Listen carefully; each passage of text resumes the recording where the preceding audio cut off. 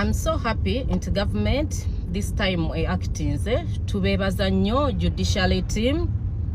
Brian White yatoyo omuwala ne mukyala we.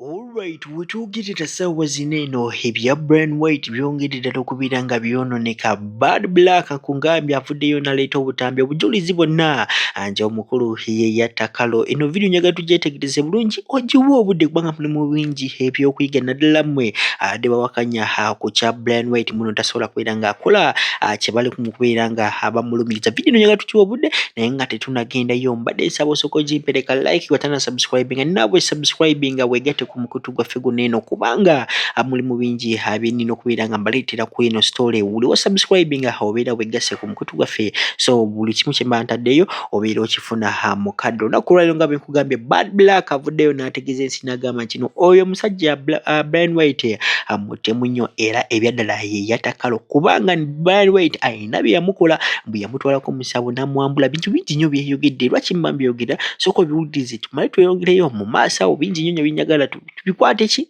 mpola mpola nga bwe mutera kubeera nga muŋŋamba sooka biraba. I'm so happy into government this time actinze tubebaza nnyo judiciary team. Brian White yatoyo omuwala ne mukyala we.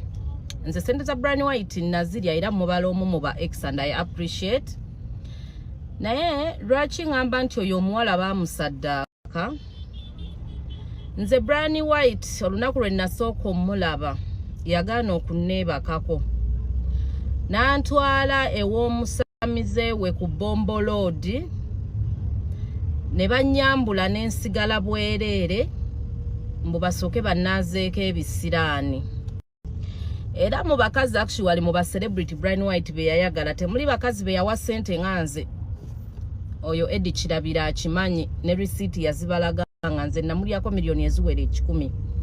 So Brian White yantwala ku musawo we ne bannyambula ne bannaaliza ku mugga. Naye because nali mwavu nnyo nga sirina kiddako nakkiriza mbu tukwambulula ne bagula omwenge omuganda. Kati engeri nze gye ndi omufere omubbi ne mbalimba nti lubaala nninnye Brian White yensonga lwaki yampa ssente. So Brian White ye yali amanyi nti kituufu ndiko lubaale ndiko omuzimu kubanga nabagamba bazzukulu mumpe ku mwenge nenkyusaawo eddoboozi kumbe yagwa ku mufere munne. So Brian White oyo omuwala abadde abeera mu maka ge ago nga mubeeramu ne mama w'abaana ate nga bonna abeebakako. For the worst scenario omuwala oyo ndabika baamuli obusente bwe nga balina muwunzika kumuta kubanga omulambo gw'omuwala nagulabye. Omuwala baakwata mukwate ne bamwokya. Brian White yali desperate. Omuwala yeetaaga justice yasooka n'akwata obuwala n'aburepinga ne buvaayo wano naye kati yasseemu Caro. Taata wa Caro omusajja mwavu talina kyanoonya okuggyako abadde anoonya mutwalo ogwo ogulabirira omwana we. Brian White yatta oyo omuwala yamusacrificinga according to the ex okuva gyendi nga yali antutewo ku musawo ne bannyambulula misana nno tuku nga neeyambudde ndi ku mugga. Brian White killed the girl. Era I'm so happy nti agenda festinga justice ekyekigere kiramu. Yabadde akola interview nga musanyufu kyokka bamutute mu kooti akuba enduulu awoza ba mafia. There is no mafia yamusindika akole essabo.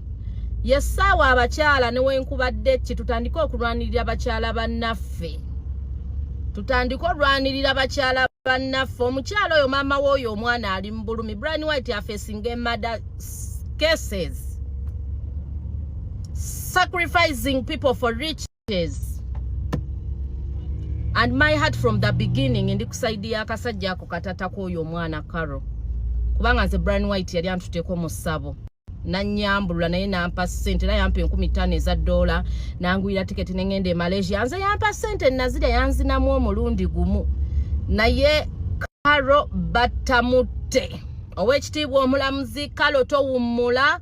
Omuzimu gwa Caro teguwummula. Bannange banganda za Caro mugende muzikusa omuzimu gwa Caro gutegui gugende gukwata omulamuzi asooka amusibemu apa asooka awummuleko w'anaaviirayo ng'ategedde nti oyavuwala n'oddamu n'onoonya ssente. Tunagenda mu 21st November we tustopinga okwegatta ku bakyala mu nsi yonna abali mu kulwanirira eddembe, abaafeesinga domestic violence, abaafiiramu, be baarepinga.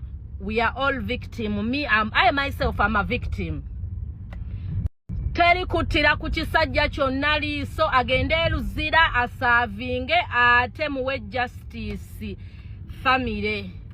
Olw'okuba nti family baavu tekitegeeza nti tebadiservinga justice.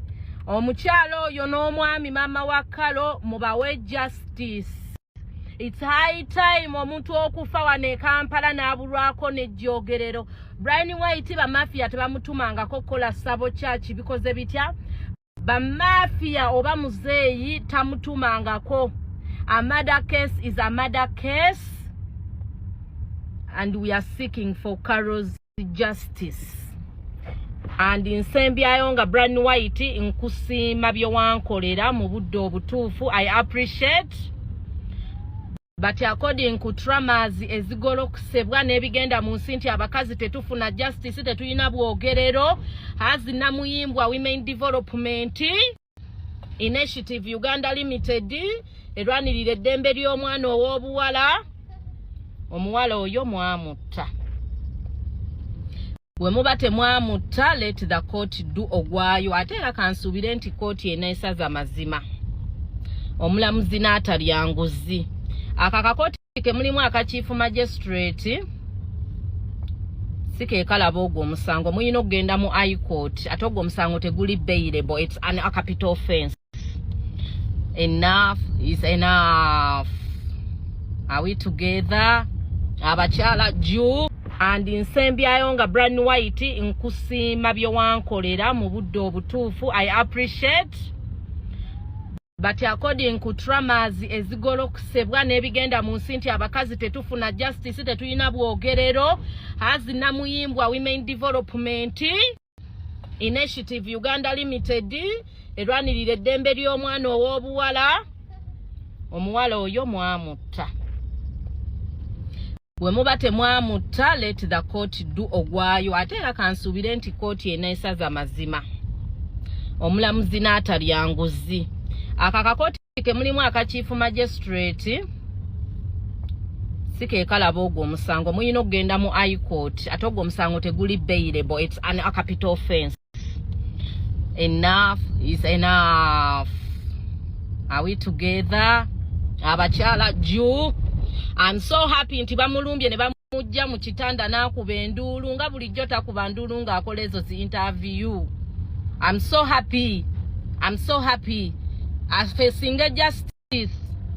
Bwe tukeera ku makya ne tubba ssente naffe batusibe tufeesinge justice. Buli mbwa ino sasulirwa. Kati nno musiibe bulungi. Nze nakikuma muddo omuliro kubanga mmumanyi. Nanga I would have fallen a victim nendeko obwana bwange. So kati manya nti bangi buli obuwala bwe ya rapinga ne bugenda mu parliament ne babizikiza. This time around mumujjanjabe bamutwale emulago bamujjanjaba awone akomewo mu kooti nga atambula. Kale mwera bansigadde nze namuyimbwa director and co-founder I'm the director and founder of Namuyimbwa Women Development Initiative Uganda Limited. Abakyala juu. Salamu alaikum. Agati nakalembe omusomi w'edduwa. Bw'oba wenyiyembeera embi yankusomere ku dduwa. Abali ebweru mirimu gigaanyi papula zeesibye. Kino kyekyoto kwensabira omukisa kobe ng'odiriddawa wali wenkusabira n'ofuna emikisa. Ky'oba olaba ngabirira ebinyonyi ebitalina kyakulya naawe atalina mulimu jangu kusomere ku dduwa ofuna omukisa. Eno ennyanja kwesula buli kimu ekisira ne kiba kikujjudde nekikasuka mu nnyanja nekikunta nekigenda. Nze Agati Nakalembe gambawo ennamba yange yeeno 0752375 temuddeeyo ne mwebakira ebizibu mukobe ku nnamba yange eno.